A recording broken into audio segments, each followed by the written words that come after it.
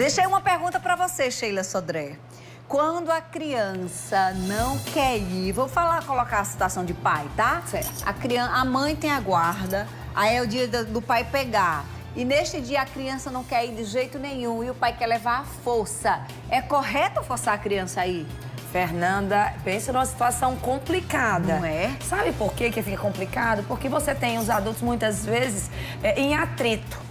Então, você fica... Quem está querendo levar e a criança não está querendo ir, ele fica atribuindo a essa negatória da criança, muitas vezes, alguma coisa que a mãe está dizendo, ou às vezes o que a mãe está dificultando.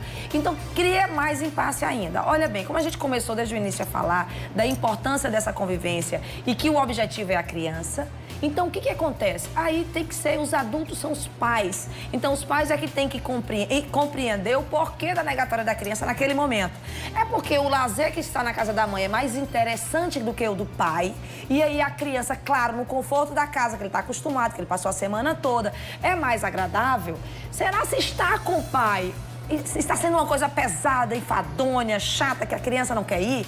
Então é aquela história de cortar a nossa própria carne, de o pai avaliar se realmente está tornando aquela visita, aquela convivência, que é algo do direito da criança, algo atrativo para a criança. Né? Porque o que acontece? Se isso acontece uma vez perdida, e você conversa, vocês dialogam em relação a isso, você tenta rever isso, e aí resolveu. Mas se não resolver e torna uma coisa contínua e constante, aí a situação vai ter que ser realmente, Fernanda, é o que leva muitas vezes a essa regulamentação da visita, essa crença, no caso do pai, de achar que pode ter alguma alienação parental.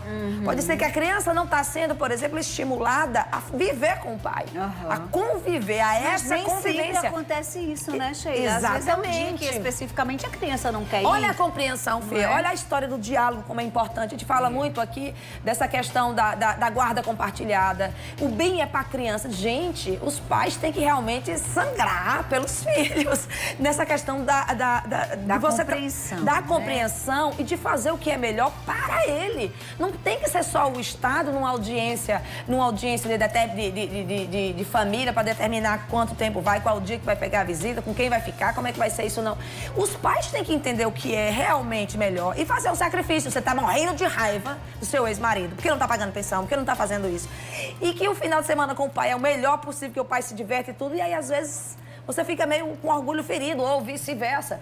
Não pode, a gente tem que engolir a seco, Fernanda, e fazer o melhor pelo bem filho. maior. Exato. Tem um relato de uma telespectadora que diz assim, o esposo dela, pelo que eu estou entendendo, é de relacionamento anterior. Diz que ele tem 2 filhos, aí ele paga o colégio particular, um dos melhores, paga a van, a metade da alimentação, ainda deposita um valor de R$500 para ajudar lá na casa, mas a mãe dos meninos não deixa o pai fazer nada com os filhos, né? Só que quer que ele vá visitar os meninos na casa dela ou na casa da avó. Ele não tem essa liberdade de pegar as crianças e fazer a programação que ele julgar necessário. Ah, Fernanda, como as crianças aí, eles acabam sentindo e ficando prejudicados.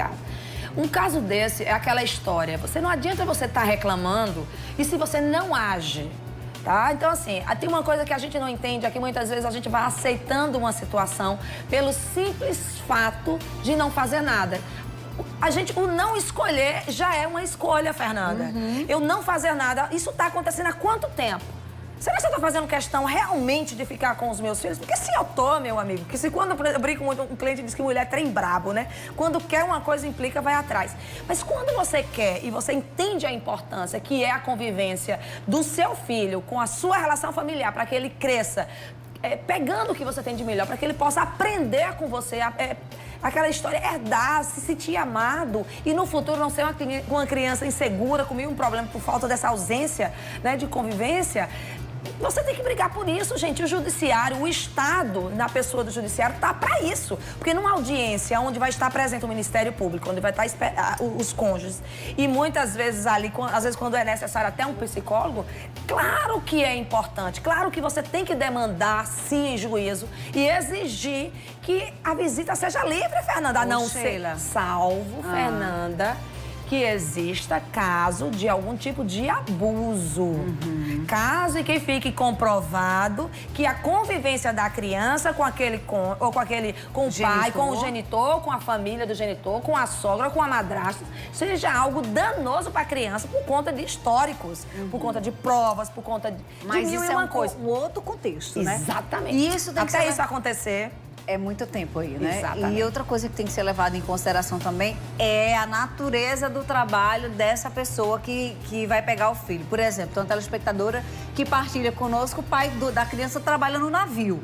Uau! Sendo assim, ele passa um mês fora e aí ela quer saber, quando ele chega, ele pode pegar todo final de semana, ele passa 28 dias no mar e aí passa 28 dias em casa. E ela quer saber, teria que ser arbitrado numa... Isso, aquela história da cada caso, um caso concreto para ser analisado.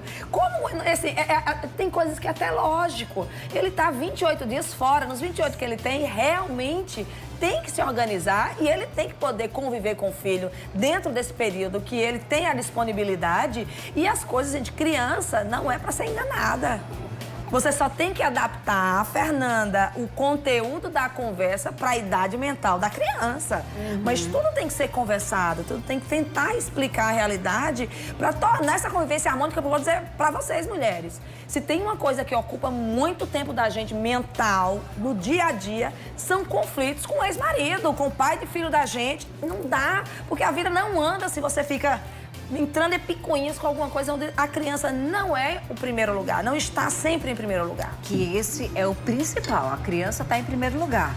Por exemplo, tem uma telespectadora que partilhou conosco a história dela. O pai abandonou a bebê, né, a filha dela, e só vai aparecer 3 anos depois. E aí ela quer saber, ele tem esses mesmos direitos? Olha, Sheila, se depois de 3 anos ele apareceu, que bom que ele apareceu. Ótimo. É isso que você tem que pensar, não é o que aconteceu no passado. É, Já o que foi, pode né? recuperar agora com a Tem os criança. direitos? Tem, não tem, Sheila? Tem, sim, Fernanda. Tem o direito, sim, de todas as coisas, tanto da pensão como da convivência. E como a Fernanda acabou de dizer, que bom que ele apareceu. Gente, pensa no lugar da criança. Quantos adultos que a gente conhece que foram abandonadas emocionalmente pelos pais e o quanto que isso faz falta na vida delas. No discurso, na conversa, nas escolhas do futuro.